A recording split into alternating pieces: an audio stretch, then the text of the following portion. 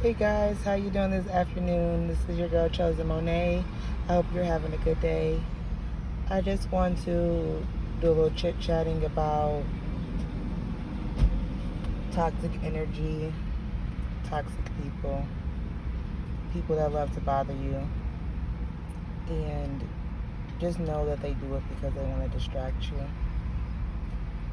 People that are miserable, they wake up every day and figure out how can they pee off of a chosen one, pee off a chosen one. How can I get them to react? Because they know most of the time the chosen ones are already ignoring them.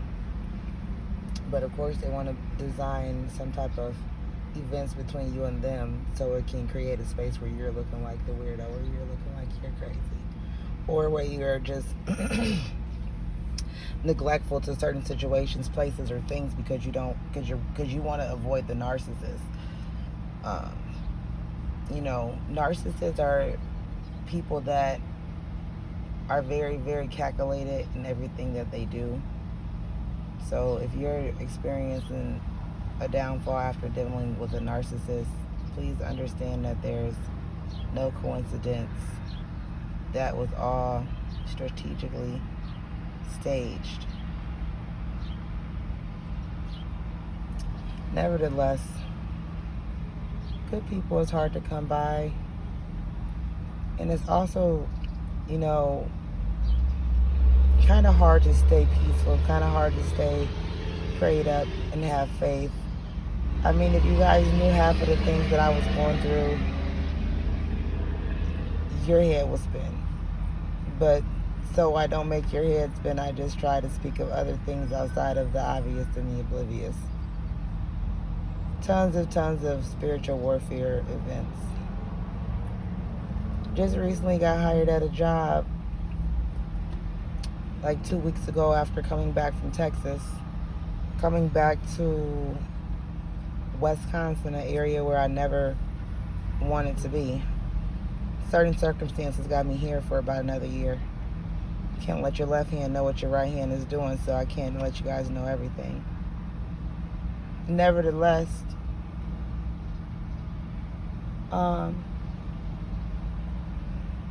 excuse me. I forgot what I was saying, guys. Oh my God. It was pretty hot today in Wisconsin. Crazy thing. But it is technically considered the summer. So when I played the video back in one buck, oh yeah, I was gonna say this, but guys, I'm so over today, it's ridiculous. That's why I figured let me make this video. Because it's easy to get discouraged, y'all. And not only that, having certain people around you that don't really validate what you're doing or try to discipline themselves so they can also meet you at a level. They can't reciprocate. So basically you're at a standstill, including the toxicity that's, pulling at your energy. It definitely makes it harder sometimes to have the faith. Oh, I know what I was going to say. So I recently just got hired at this job, did paperwork, did the interview, and it took them a little long to give me my schedule, assuming that, there's other caregivers. You're new, so we're going to get to you. Totally agreeable. That was like a week or maybe even like a week and a half go by, and then a member of my team called or text me, and say, could you do 12-hour shift, and can you do the 12-hour shift this week? Certain days was Thursday, Friday, Saturday, and Sunday. So 12 hours, and then the pay was decent, right? Times 4 days, because I would have been working Thursday, Friday, Saturday, and Sunday. I don't know what y'all calculated up, but I calculated up a little bit over 40 hours. And anything over 40 is basically time and a half. So I'm calculating up all this in my head. Because mind you, I have 3 kids to take care of. I'm trying to escape my grandmother and my mom. Leave the family dynamic because it's toxic and I don't have a place in it unless they can stand on me. And if I allow them to stand on me, that means they stand on your kids, they use your kids. Like, I've been going through so much. From losing storage units to not being able to get into certain units to being offered some form of housing due to people being homeless and being in a homeless crisis, only to have a caseworker that deliberately always walk a strict line with you to kind of, it definitely seems like they prevent you from gaining access to the program in an ethical form so you can get housed. Been going through this for a little second here. Been going through homelessness. Been going through dealing with disrespectful mother, putting her hands on me.